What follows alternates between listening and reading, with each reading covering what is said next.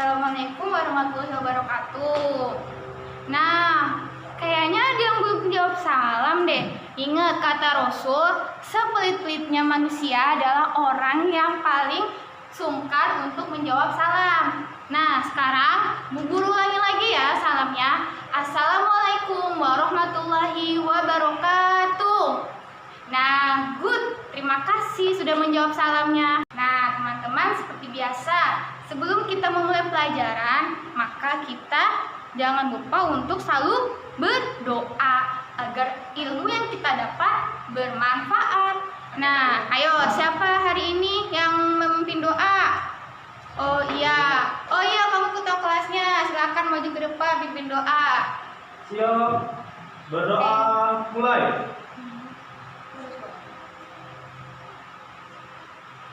Doa selesai. Gimana kabarnya semua? Nah, semoga kalian selalu dalam keadaan sehat walafiat ya.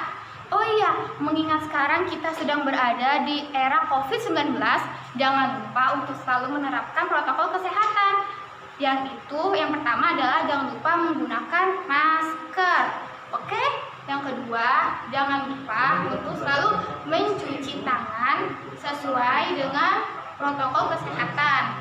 Nah, kalau teman-teman sedang berada di luar dan tidak memungkinkan untuk mencuci tangan, maka teman-teman boleh menggunakan hand sanitizer. Oke? Yang ketiga, jangan lupa untuk selalu menjaga jarak minimal 1 meter agar teman-teman terhindar dari COVID-19. Oke, teman-teman.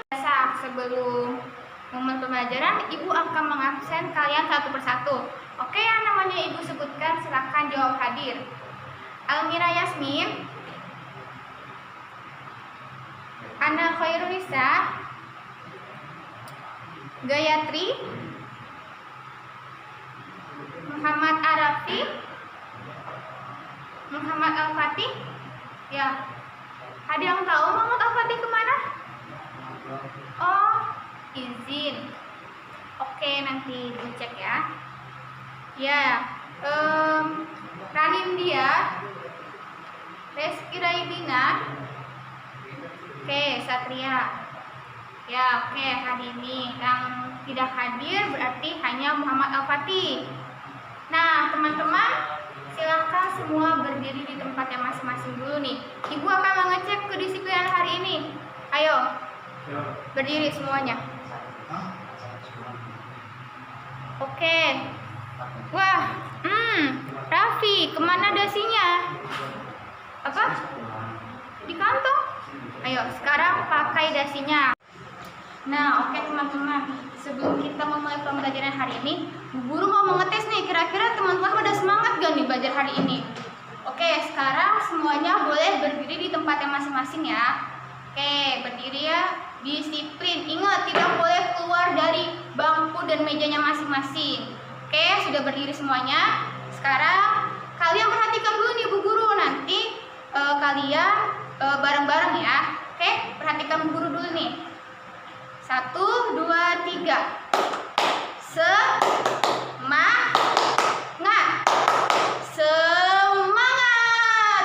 Wah, coba sekarang kita bareng-bareng ya. Kalian dan Bu Guru nih, bareng-bareng sekarang semuanya. 1, 2, 3. Semangat. Semangat. Nah, sekarang Bu Guru mau mencoba barisan pertama. Oke, barisan pertama. Silahkan kalian memulai yel-yelnya yang tadi Bu Guru kasih. Ayo, 1, 2, 3. Ya, good, hebat. Kelompok A nilainya 80. Sekarang yang kelompok B, ayo 1, 2, 3. Oke, kelompok B nilainya 80 juga. Sekarang yang kelompok C, ayo mulai 1, 2, 3. Oke, kelompok C karena suaranya paling besar dan paling keras, jadi kelompok C pemenangnya, yaitu nilainya 90. Nah, sekarang Bu Guru mau tanya, siapa yang masih ingat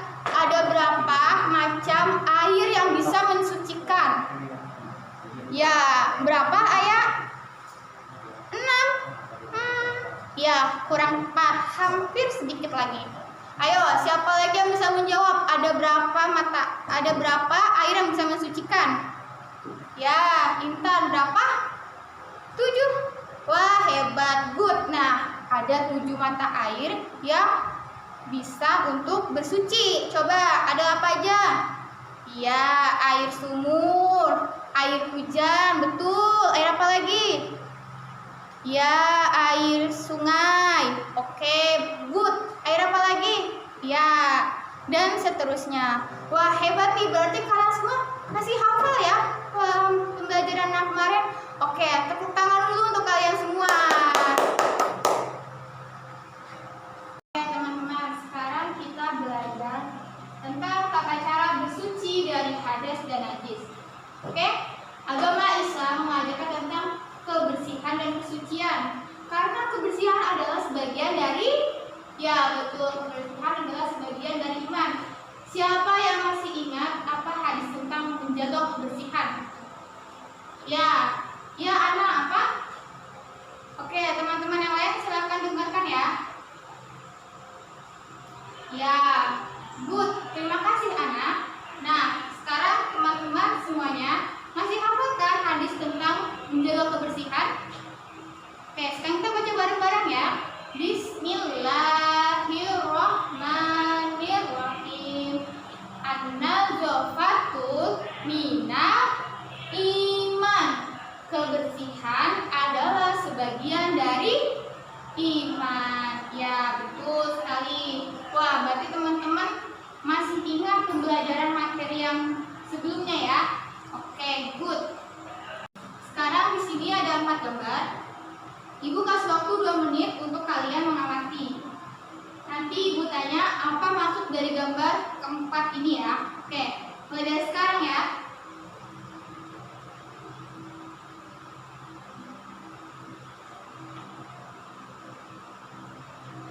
Ya, oke. Sekarang ibu tanya, ada berapa gambar yang ada di depan? Ya, betul, 4. Gambar yang pertama adalah yang paling atas, gambar orang sedang berwudu. Yang kedua, yang di bawahnya, gambar orang sedang melakukan ibadah, ya ibadah sholat. Kemudian gambar yang kedua di bawah adalah orang sedang melakukan kegiatan, ya membaca Al-Quran. Kemudian yang ketiga adalah gambar orang sedang melakukan ibadah tawaf. Maksud dari gambar ini adalah, coba Intan jelaskan apa maksud dari gambar berikut. Ya, betul. Apabila kita ingin melakukan suatu ibadah yang ada di bawah ini, maka kita harus melakukan bersuci. Kita harus bersuci dari hadas dan najis. Betul. Sekarang di sini ada 4 gambar. Ibu kasih waktu 2 menit untuk kalian mengamati. Nanti ibu tanya apa maksud dari gambar keempat ini ya. Oke, mulai dari sekarang ya.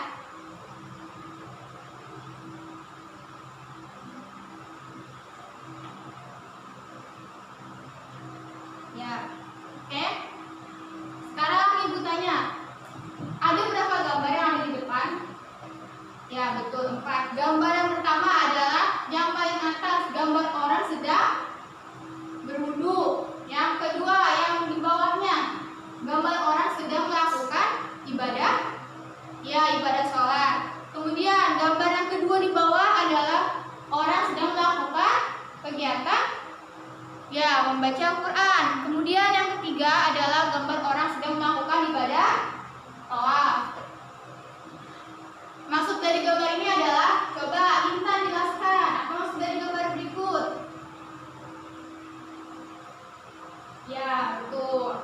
Apabila kita ingin melakukan suatu ibadah yang ada di bawah ini, maka kita harus melakukan bersuci. Kita harus bersuci dari hadas dan najis. Betul. Kita ketika bersuci harus menggunakan air apa? Coba, kemarin sudah dijelaskan.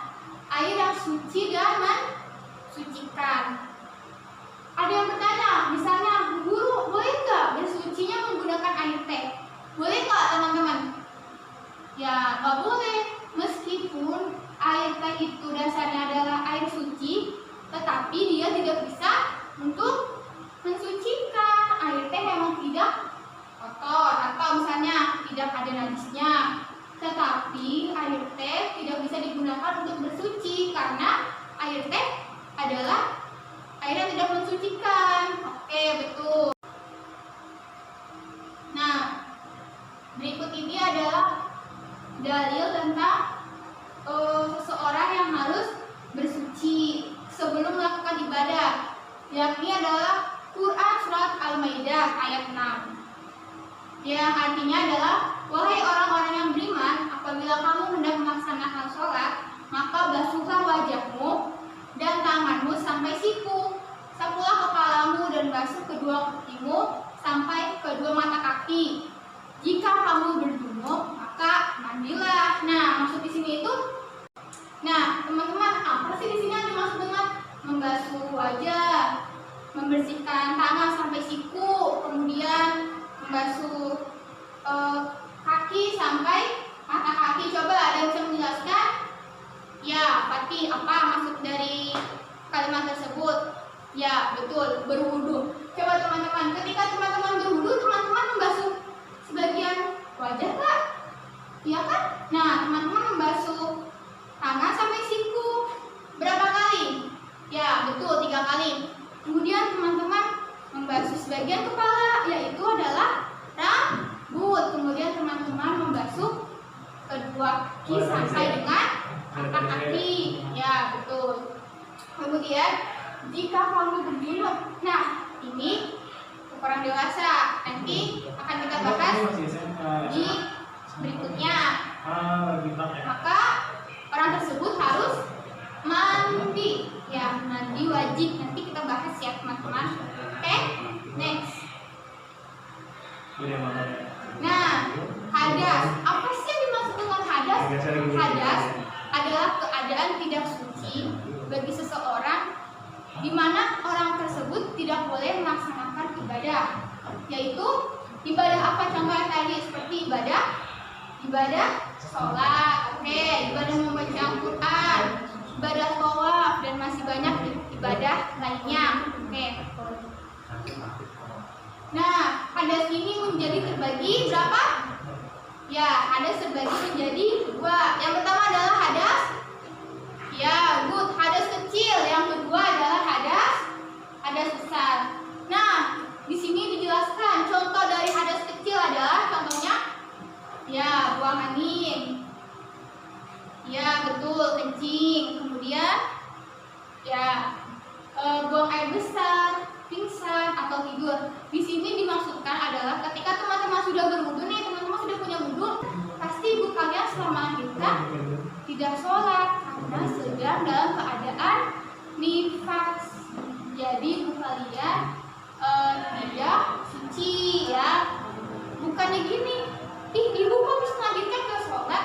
Bukan capek, bukan karena malas, tetapi karena memang keadaannya seperti itu, ya. Karena keadaannya adalah nifas. Biasanya taimama itu sampai 40 hari. Oke, next. Nah, di sini adalah sekarang kita membahas tentang najis. Oke, najis adalah kotoran yang menyebabkan terhalangnya seseorang beribadah kepada Allah. Nah, kalau tadi kan ada hadas juga menyebabkan seseorang tidak bisa beribadah, ya, seperti sholat atau seperti tadi membaca Quran. Nah, kalau najis ini beda lagi. Nah, sekarang najis ini terbagi menjadi berapa bagian coba? Mungkin kalian yang pernah dengar waktu di sekolah, di SD atau di MI pernah diajarkan. Nah, najis terbagi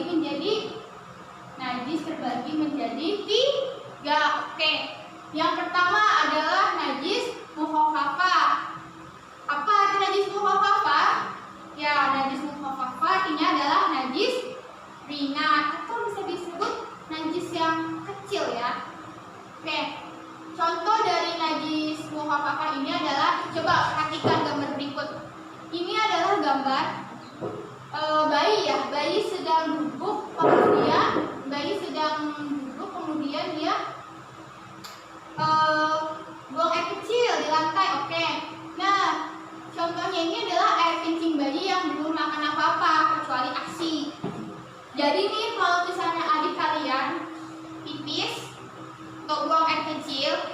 misalnya buang air kecilnya di lantai atau di kasur. Nah, tapi adik kalian yang masih kecil ya, yang belum makan apa-apa, bukan yang sudah makan bubur, bukan, yang sudah makan nasi, bukan. Jadi yang baru terkena ASI atau air susu ibu. Maka cara membersihkannya cukup dicipratan air pada baju atau kain yang terkena kencing nih. Nih misalnya kalian sedang menggendong adik kalian. Nah, kalian memakai baju untuk sholat. Jadi kalian gak usah cuci. Kalian bisa kok cipratkan airnya ke bagian yang terkena najis tersebut. Oke. Nah, next. Berikutnya adalah najis mutawasito. Najis mutawasito adalah najis sedang atau najis kedua besar.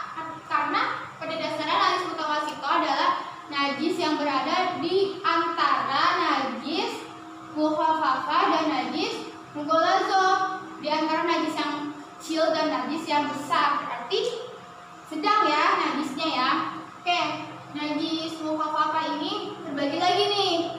Najis mukhafafah contohnya adalah kotoran manusia, darah, nanah, dan bangkai ya.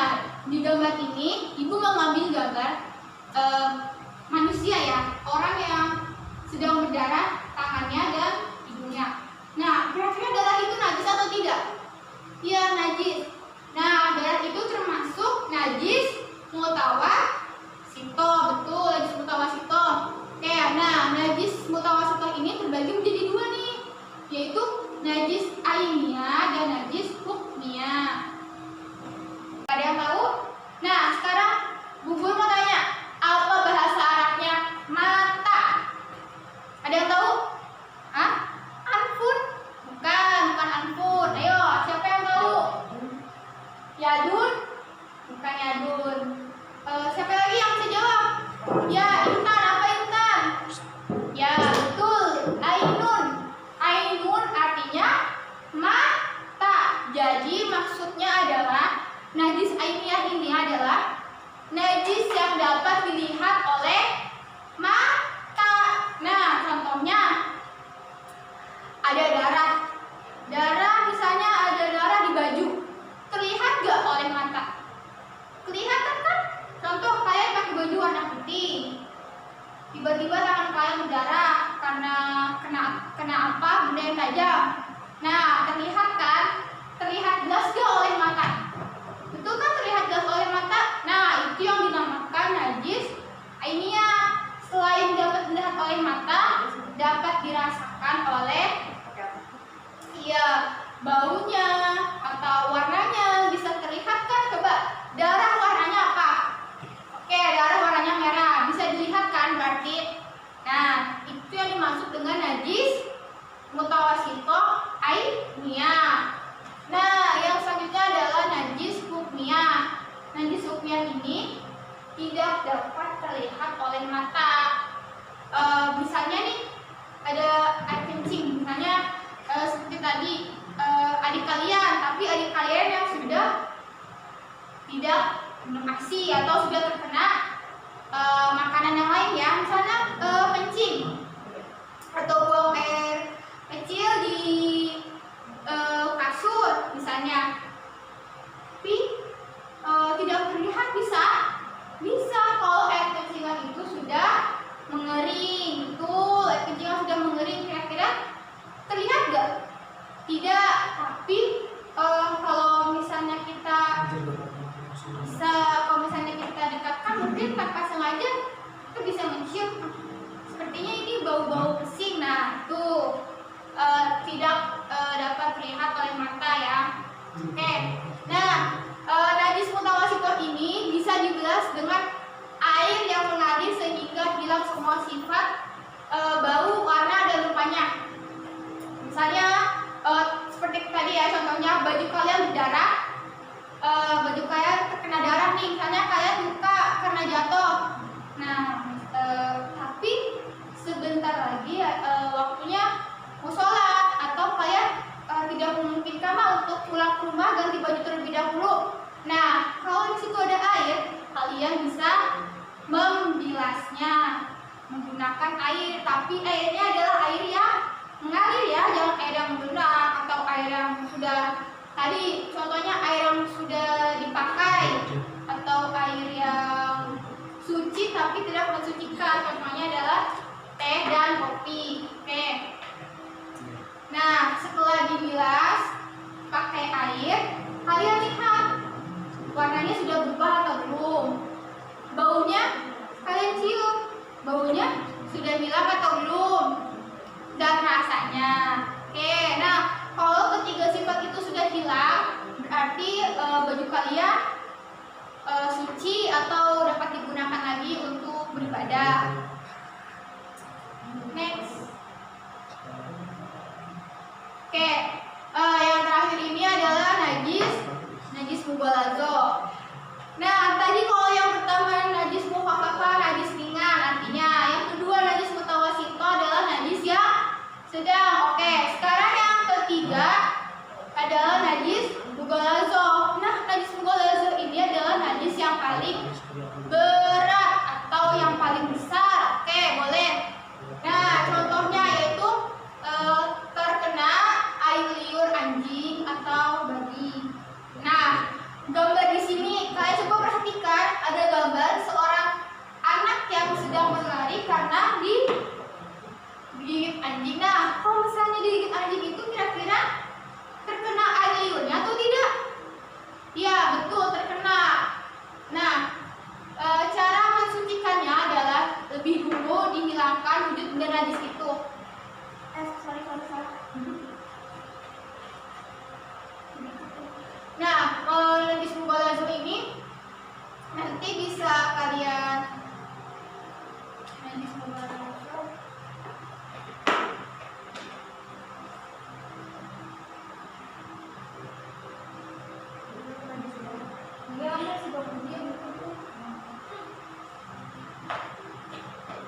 Oke.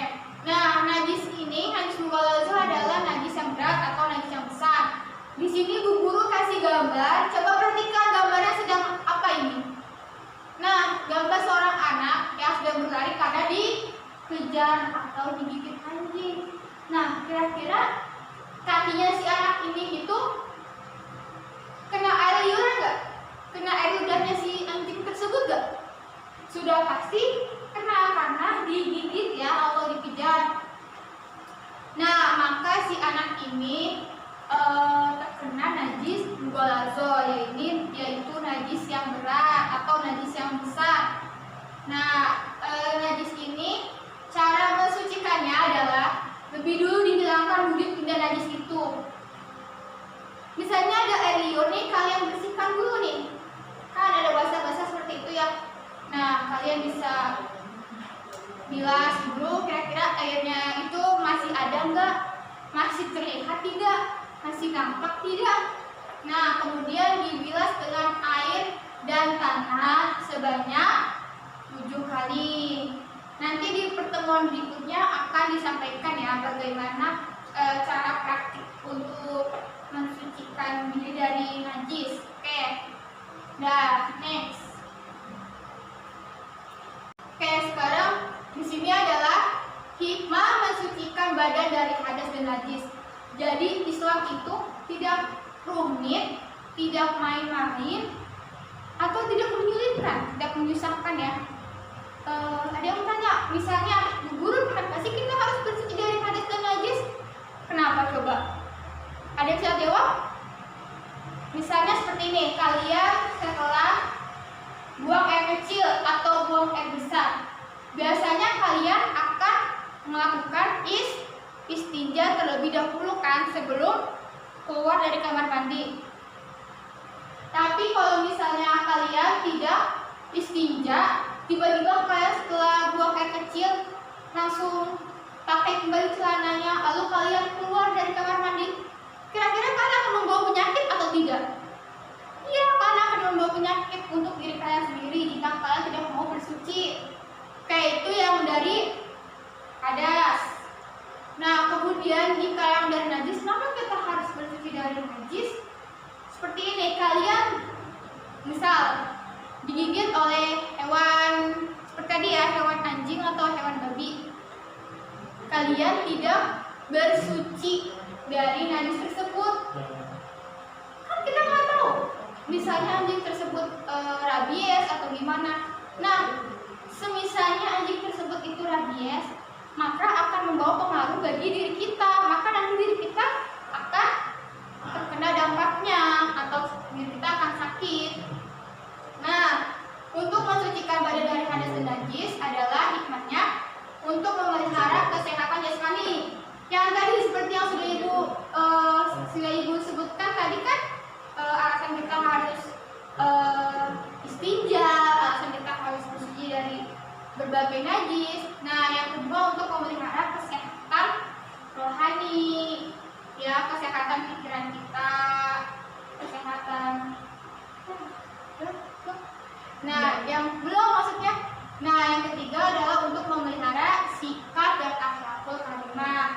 Nah, sekarang kalau kalian berhadas, lalu kalian misalnya istinja, kemudian wudhu, nah nanti maka otomatis kalian ketika wudhu kan akan ibadah sholat, ibadah mengaji, ibadah tawaf. Nah, kemudian itu kan menjadi salah satu akhlakul yang karimah ya. Nah, oke teman-teman, sekarang duduk di tempatnya yang rapi masing-masing ya. Oke, sekarang teman-teman duduk di tempatnya masing-masing yang rapi. Ibu akan memberikan soal untuk hari ini.